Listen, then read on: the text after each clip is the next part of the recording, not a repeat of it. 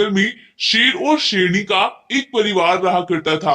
बब्बर शेर जंगल का राजा था और सरला शेरनी उसकी बीवी।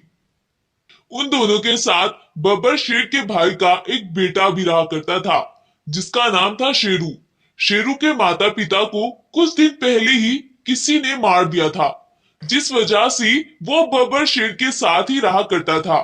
लेकिन वो दोनों पति पत्नी शेरू पर बहुत अत्याचार किया करते थे और उससे पूरा दिन काम कराया करते थे और बदले में बेचारे को थोड़ा सा बचा खुचा भोजन दे दिया करते थे। लेकिन शेरू बेचारा बहुत ही भोला था।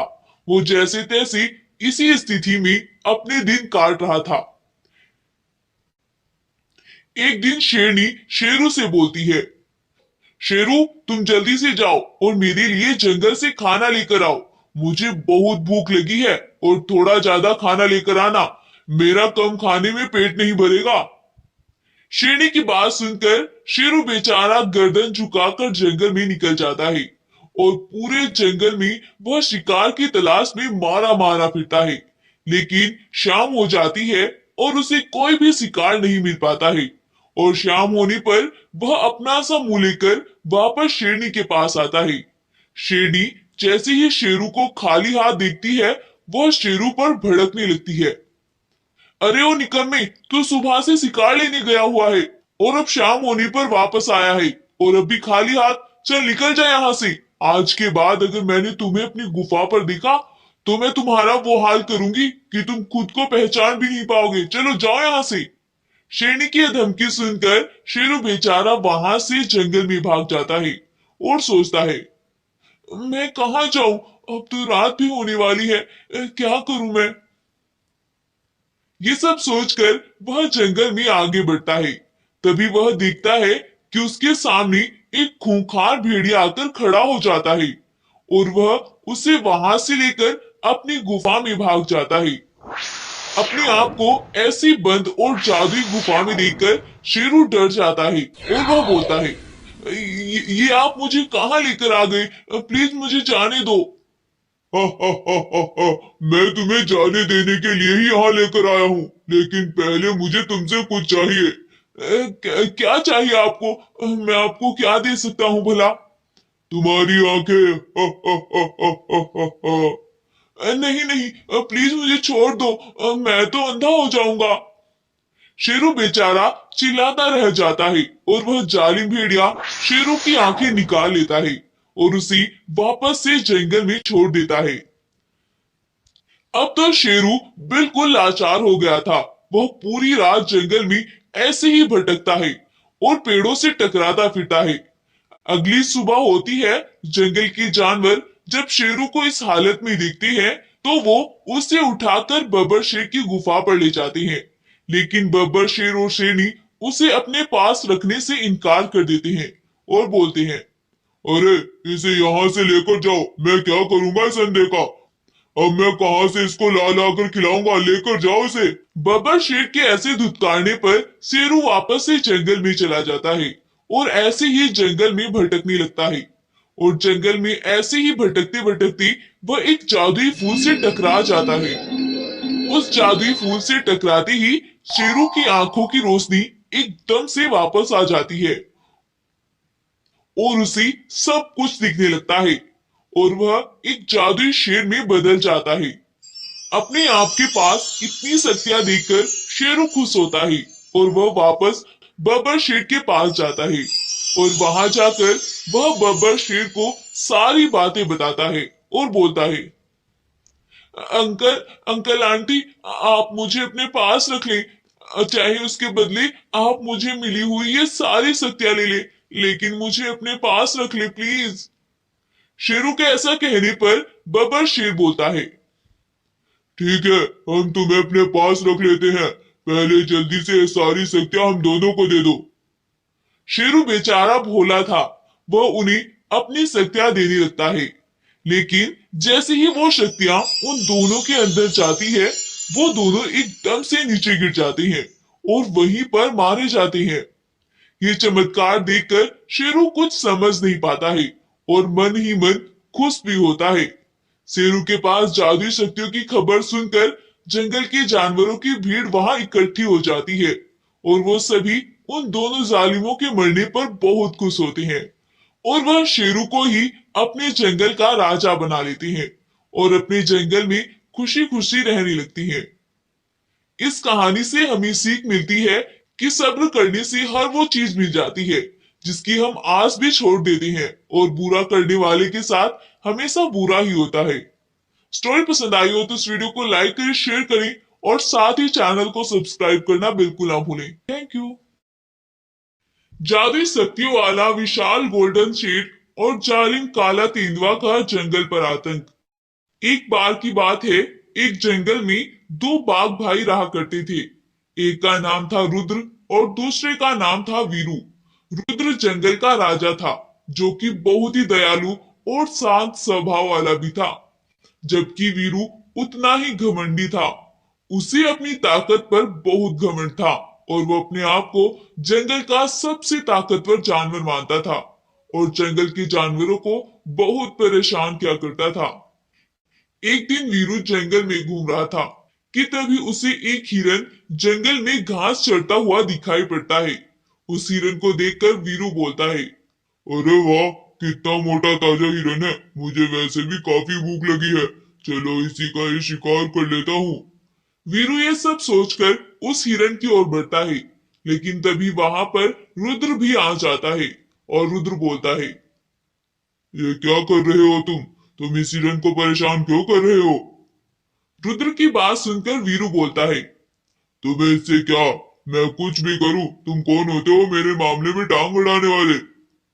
तुम शायद भूल रहे हो, मैं तुम्हारा बड़ा भाई हूँ और इस जंगल का राजा भी हूँ। मैं चाहूँ तो किसी को कहीं से भी रोक सकता हूँ और फिर तुम तो वैसे भी मेरे भाई हो, तो इसीलिए मैं तुम्हें गलत करने से रोक रहा हूँ। हाँ, अरे जाओ जाओ, मैं नहीं मानता तुम्हारी बात और मुझे जो करना है मैं तो करूंगा। ऐसा बोलकर वीरू हिरन पर हमला करने लगता है, लेकिन तभी बीच में रुद्र आ जाता है और रुद्र वीरू से लड़ने लगता है। देखते ही देखते उन दोनों में लड़ाई इतनी बढ़ जाती है कि रुद्र सीधा जाकर नदी के अंदर गिर जाता है और हिरन अपनी जान बचाकर वहां से भाग जाता है। अपने भाई के नदी में गिरने पर वीरू बहुत खुश होता है और बोलता है, अरे वाह, ये हुई ना बात, अब मैं इस जंगल का राजा बनूंगा और जो मेरे मन में आएगा मैं वही करूंगा। हा हा हा हा हा। अब वीरू जंगल में जाता है और सभी जंगल वासियों से कहता है, सुनो सभी, आज से मैं इस जंगल का राजा हूँ और जो मेरा हुक्म नहीं मानेगा वो अपनी मौत का खुद जिम्मेदार होगा। इसी बीच उस जंगल पर एक काला तेंदुआ हमला कर देता है और वह काला तेंदुआ एक जादुई शक्ति वाला था और वह भी रुद्र के जंगल पर राज करना चाहता था, इसीलिए वो इस जंगल में आया था। जब वीरू बाघ को इस तेंदुए के बारे में पता चलता है तो वो सीधा उस तेंदुए से लड़ने पहुंच जाता है और उससे बोलता है, अरे ओ तेंदुए, तू क्या करने आया है मेरे जंगल में? ये जंगल मेरा है और इस जंगल में जो भी आएगा वो सबसे पहले मुझसे परमिशन लेगा। चलो जाओ यहाँ से। वीरू बाघ की बात सुनकर तेंदुआ जोर जोर से हंसने लगता है और बोलता है, हा हा हा हा हा, तुझ पिद्दी से बाघ से मैं परमिशन लूंगा? लगता है तू मुझे जानता नहीं है, मैं तुझे अभी बताता हूँ। ऐसा बोलकर काला तेंदुआ बाघ को एक पत्थर की मूर्त बना देता है और जंगल में आगे बढ़ जाता है। उधर रुद्र बाघ भी नदी से बाहर आ जाता है और वो एक बहुत ही शक्तिशाली बाघ भी बन जाता है। दरअसल उस नदी में एक गोल्डन कलर का जादुई शक्ति वाला विशाल शेर रहा करता था। गोल्डन शेर रुद्र को नदी से बाहर निकालता है और उसे अपनी शक्तियों से एक शक्तिशाली बाघ में बदल देता है और बोलता है, रुद्र बाघ, अगर तुम्हें कभी भी मेरी जरूरत पड़े तो मैं हमेशा तुम्हारे लिए हाजिर हूँ। मुझे पता है तुम एक बहुत ही अच्छे बाघ हो। ऐसा बोलकर शेर वापस नदी में चला जाता है और रुद्र जंगल में निकल जाता है। लेकिन कुछ दूर चलने पर रुद्र को वीरू की पत्थर वाली मूर्त नजर आती है। वीरू को पत्थर बना देखकर रुद्र परेशान हो जाता है कि तभी वहां एक हिरन आती है और वो रुद्र को सारी बात बताती है। हिरन उसे बता ही रही थी कि तेंदुआ भी वहां आ जाता है और वीरू को देखकर तेंदुआ गुस्से में आ जाता है। वो तो सोच रहा था कि अब इस पूरे जंगल पर सिर्फ मेरा कब्जा होगा और वो रुद्र पर अपनी शक्तियों से हमला कर देता है। तेंदुए की शक्तियों से एक बार तो रुद्र बच जाता है, लेकिन उसके साथ लड़ते लड़ते रुद्र काफी घायल हो जाता है और वो नीचे जमीन पर गिर जाता है और तेंदुआ जोर जोर से हंसने लगता है। तभी अचानक से वहां एक रोशनी होने लगती है और उस रोशनी में से वही विशाल शेर बाहर आता है जिसने रुद्र को नदी से निकाला था। और वह विशाल शेर काले तेंदुए को अपनी शक्तियों से मार डालता है। काले तेंदुए के मरने पर वीरू भी ठीक हो जाता है और रुद्र के भी सभी जख्म भर जाते हैं। अब रुद्र गोल्डन शेर का शुक्रिया करता है और गोल्डन शेर वहां से वापस चला जाता है। अब वीरू रुद्र के साथ साथ सभी जंगल वासियों से भी माफी मांगता है और अब वो दोनों भाई मिलजुल कर उस जंगल में रहने लगते हैं। इस कहानी से हमें सीख मिलती है कि हमें कभी भी अपनी ताकत पर घमंड नहीं करना चाहिए, वरना कभी ना कभी वो घमंड टूट जाता है और उसका अंजाम भी बहुत बुरा होता है। तो दोस्तों, कैसी लगी आपको हमारी आज की स्टोरी? अगर आपको यह कहानी पसंद आई है तो प्लीज नीचे दिए थंब पर क्लिक करें, वीडियो को शेयर करें और चैनल को भी सब्सक्राइब कर लें। Thank you. जादुई मणि की शक्तियां और लुटेरा शेर। एक जंगल में बंटी बाघ रहा करता था। बंटी बाघ के पास एक जादुई मणि थी जिसके अंदर एक ऐसी शक्ति थी जो कि बंटी बाघ को अनोखे रूप दे सकती थी। लेकिन बंटी बाघ बेचारा एक बहुत ही अच्छा बाघ था। वह कभी भी उस मणि का गलत इस्तेमाल नहीं किया करता था और उस मणि से जंगल के सभी जानवरों की मदद किया करता था और अपनी जंगल की देखभाल करता था। एक दिन बंटी बाघ की तबीयत अचानक से खराब हो जाती है और वो बेहोश होकर जमीन पर गिर पड़ता है। तभी वहां से एक गाय गुजरती है और जैसे ही वह बंटी बाघ को जमीन पर पड़ा देखती है, वो तो घबरा जाती है और वो जल्दी से जंगल में भाग कर जाती है। सुनो सुनो सभी, बंटी बाघ को ना जाने क्या हो गया है। वो जमीन पर पड़े हैं, मुझे लगता है वो काफी बीमार हैं। सभी जानवर जल्दी से बंटी बाघ की गुफा पर जाते हैं और बंटी बाघ की तबीयत को देखकर वो उसे लेकर भालू हकीम के पास चले जाते हैं और जल्दी जल्दी में उन्हें किसी को भी बंटी बाघ की जादुई मणि का ख्याल ही नहीं रहता है और वह उस मणि को वहीं छोड़कर चले जाते हैं। इसी बीच दूसरे जंगल का एक शेर उस मणि को वहां से चुरा कर भाग जाता है और अपने जंगल जाकर बोलता है, हा हा हा हा, मैं कब से इस जादुई मणि की तलाश में था, आखिरकार आज मुझे यह मिल ही गई। अब देखो मैं कैसे जंगल में तबाही मचाता हूँ, तबाही। हा हा हा हा हा। उधर जब बंटी बाघ को होश आता है तो वह तेजी से दौड़ता हुआ अपनी गुफा की ओर भागता है, लेकिन गुफा में जाकर वह मणि उसे कहीं भी दिखाई नहीं पड़ती है। तो बाघ बेचारा बहुत परेशान हो जाता है और वह अपनी बीमारी को भूलकर तुरंत जंगल में जाता है और जंगल में जाकर वह सभी जानवरों से पूछता है, लेकिन जंगल का कोई भी जानवर उस मणि के बारे में कहाँ जानता था। महाराज, हमने तो मणि का ध्यान भी नहीं किया, हम सब तो आपकी तबीयत को देखकर ही परेशान हो गए थे और हमें तो वह जादुई मणि याद भी नहीं रही थी।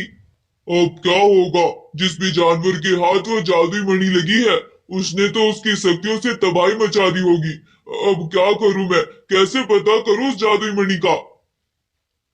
उधर उस जालिम शेर ने उस मणि की शक्तियों से खूंखार शेरों की एक सेना बना ली थी जिसकी मदद से वो जंगल के जानवरों को मरवा रहा था और रात दिन मांस खाए जा रहा था। उस जंगल के जानवर बेचारे बहुत परेशान आ गए थे और वो सभी मदद की दुआएं कर रहे थे। एक दिन उस जंगल के ऊपर से बंटी बाघ के जंगल का एक बाज गुजरता है और वह जैसे ही सफेद शेर के पास वह मणि देखता है, वह तुरंत ही उड़ता हुआ बंटी बाघ के पास जाता है और बंटी बाघ के पास जाकर बाघ को सारी बात बताता है। अपनी मणि की खबर सुनकर बंटी बाघ बोलता है, सुनो बात, अब वह शेर बहुत ज्यादा ताकतवर है, मैं अकेला उस शेर का मुकाबला नहीं कर सकता हूँ, इसके लिए मुझे तुम्हारी जरूरत है। बताओ क्या तुम मेरी मदद करोगे? हाँ हाँ महाराज, क्यों नहीं, बताए मुझे क्या करना होगा। मैं उस शेर से लड़ाई करूंगा और तुम्हें उस मणि को उसके सर से उतारना है। बताओ तुम्हें मंजूर है? हाँ हाँ महाराज, मैं सब कुछ करने के लिए तैयार हूँ, अगर हमारी मणि हमारे पास वापस मिल जाए तो। अब वो दोनों दूसरे जंगल की ओर निकल जाते हैं और दूसरे जंगल जाकर बंटी बाघ उस जालिम शेर से लड़ने लगता है और बोलता है, ओए जालिम शेर, तुमने मेरी मणि चुराई है, जल्दी से मेरी मणि मुझे वापस कर दो।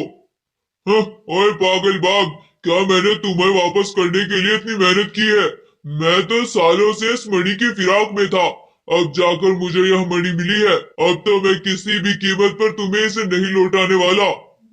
ऐसे ही लड़ती लड़ती उन दोनों में लड़ाई होने लगती है और बाज मौका पाकर सफेद शेर के सर से उस मणि को उतार लेता है। जैसे ही सफेद शेर के सर से बाज मणि उतारता है, उसकी सारी सेना वहां से गायब हो जाती है और सफेद शेर एक साधारण शेर में बदल जाता है। अब बाज उस मणि को बंटी बाघ को दे देता है और बंटी बाघ अपनी शक्तियों से उस जालिम शेर को मार डालता है।